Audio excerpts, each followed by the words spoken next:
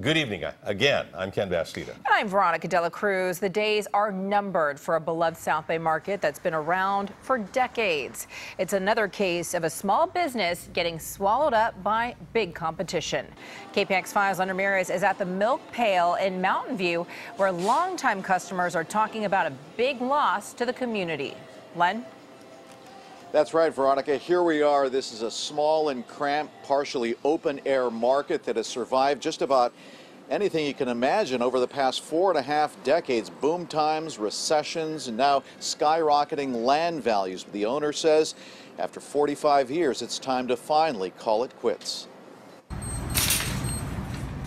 Browsing the narrow, crowded aisles of the Milk Pail Market has been a Mountain View tradition for 45 years. Fresh fruits and veggies, specialty products from Europe, and there still seems to be surprises at practically every turn of the corner. You can tell I'm from Europe, so I love that place.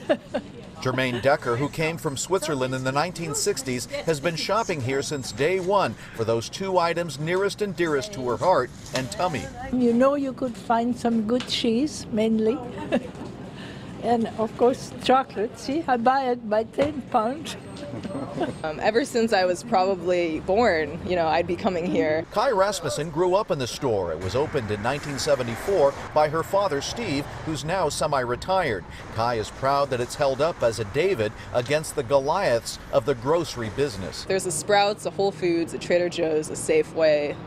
Did I say Whole Foods already? There's just so many stores around us. But she says it's been tough holding out against developers who've been after the business to sell out. Her father is getting up in age now, and Kai would like to finish her studies at Cal, which she put on hold to run the business day to day. So the family is finally now calling it quits. There's one aspect of relief to be done with it and to, truly retire, enjoy life for all it has to offer. Without thinking about the daily operations of a market. But on the other hand, I think leaving behind our customers will be difficult and hard. And not just longtime customers, new ones just discovering it. It's closing. I just read that. Very sad.